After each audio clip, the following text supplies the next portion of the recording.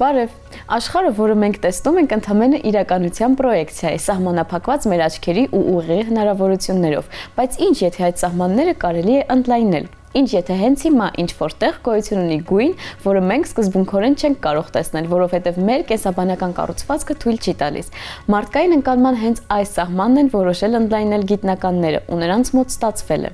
Բերքլիում Կալիֆոռնիական համալսարանի հետազոտողները գիտափորձի մասնակիցներին ցույց են տվել նոր գույն, որը նախկինում գոյություն չի ունեցել մարդկային փորձառության մեջ։ Գույնը ստացել է Օլո անվանումը։ Սա հիպերհագեցած ապշեցուցիչ վառ կապտականաչավուն երանգ է, որը գիտափորձի մասնակիցների նկարագրությունով բառացի շնչակտուր է անում։ Գիտնականները խոստովանում են, ոչ մի բառ կամ բառախումբ իզորու չէ փոխանցել այն վիզուալ շոկը, որ ապրում են մասնակիցները նոր գույնը տեսնելիս։ Հայտնագործության արժեքը հասկանալու համար եկեք հիշենք ինչպես է աշխատում մեր տեսողությունը։ Մեր աչքերը ունեն լուսազգայուն բջիջների սրվակների 3 տեսակ։ L սրվակները զգայուն են երկարալիք կամ կարմիր լույսի նկատմամբ, S սրվակները ընկալում են կարճալիք կապույտ լույսը, իսկ M սրվակները պատասխանատու են սպեկտրի միջին կանաչ հատվածի համար։ Սակայն այստեղ կա նրբություն։ Այս սրվակների սպեկտրալ դիապազոնները ծածկում են միմյանց։ Հատկապես M սրվակների դեպքում նրանց դիապազոնը մաքուր չի, այն լղոզված է հարևանների միջև։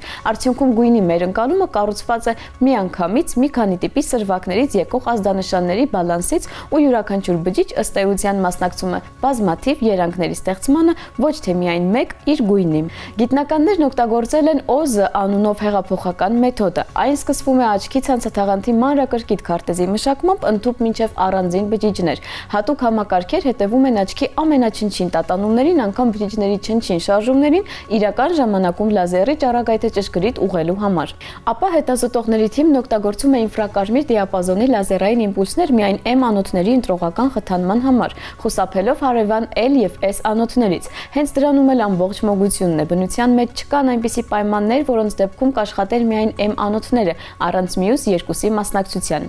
Արդյունքում ուղեղ է հասնում ազդանշանների լրիվ նոր, նախկինում երբեք գոյություն չունեցած պատեռն։ Ահա թե ինչ է տեղի ունենում։ Մարդը տեսնում է գույն, որը գոյություն չունի, ընկալման նոր քվանտ, որը հնարավոր չէ կապել սպեկտրի մեզ հայտնի ոչ մի երանգի հետ։ Սա ուղղակի կապույտի ու կանաչի խառնուրդ չէ, ինչպես մոնիտորի վրա։ Սա զգացում է, որը դուրս է գույնի սովորական գիտակցական քարտեզից։ Կարծես ներկապնակում հայտնվել է կոորդինատների լրիվ նոր առանցք, կարծես նայել ես ծիածանից այն կողմ։ Ինչու է հայտնագործությունն այդքան կարևոր։ Օլոյի հետ գիտափորձը ոչ թե ուղղակի տարօրինակ գիտական հետաքրքրության արդյունք է, այն ցույց է տալիս, որ գույնի մեր ընկալումը սահմանափակված է ոչ թե լույսի ֆիզիկական հատկություններով, այլ միայն ու միայն մեր սենսորային հնարավորություններով։ Նաև, որ տեխնոլոգիաները կարող են փոխել աշխարհի մեր ընկալման ֆունդամենտալ ասպեկտները, որ հեռանկարում հնարավոր կլինի ստեղծել ինտերֆեյսեր կամ բժշկական տեխնոլոգիաներ, որոնք կընդլայնեն ստանդարտ մարդկային փորձառությունը, օրինակ թույլ կտան տեսնել լրացուցիչ սպեկտրներ կամ կարգավորել դալտոնիզմով մարդկանց տեսողությունը։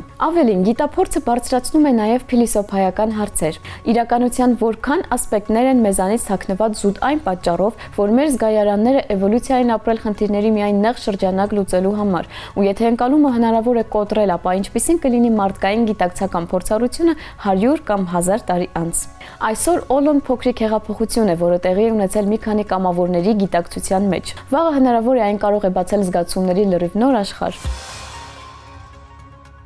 Ռուսաստանում շիպավորում են կովերին, որպեսզի վերջիններս ավելի շատ կաթ տան։ Neir-ի ստարտափը սկսել է նեյրոկոտոշներ խոսուն անվանման նախագիծը, որի շրջանակներում նեյրոիմպլանտներ են տեղադրում կթու կովի ուղեղում։ Նպատակը նրբորեն խթանել հատվածները, որոնք պատասխանատու են ստրեսի, հորմոնների ու իհարկե կաթի գետերի համար։ Առաջին փորձարկումներն արդեն անցկացնում են Սվերդլովսկի շրջանի ֆերմաներում։ Գիտնականները վստահեցնում են, կովի գլխում տեղադրված երջանկության չիպը կօգնի կենդանուն իրեն հանգիստ ու պրոդուկտիվ զգալ։ Իսկ եթե խոսենք գիտական լեզվով, ստարտափը փորձում է ավելացնել ստացվող կաթի քանակը կովի հորմոնալ ֆոնի օպտիմիզացման միջոցով։ Այդուհանդերձ գյուղատնտեսները գաղափարին վերաբերում են կասկածանքով, ինչ տեղի կունենա կաթի որակի եւ կենդանու առողջության հետ նրա ուղեղի աշխատանքին միջամտելուց հետո, հարցնում են նրանք։ Ինքը վիրահատությունը նույնպես թանկարժեք է։ Առայժմ այն արժի մոտավորապես ինչպես մի ամբողջ տրակտոր։ Մասնագետները կարծում են, որ նեյրոչիպերի մասսայական ներդրումը անասնապահության մեջ դեռ հեռավոր ապագայի գործ է, բայց ով գիտի, միգուցե 10 տարի անց կովերը կարողանան ոչ միայն ավելի շատ կաթ տալ, այլև քննարկել եղանակը նեյրոինտերֆեյսի միջոցով։ Իսկ առայժմ մաղթենք չիպավորված կովերին ամուր առողջություն ու կաթի մեծ քանակություն։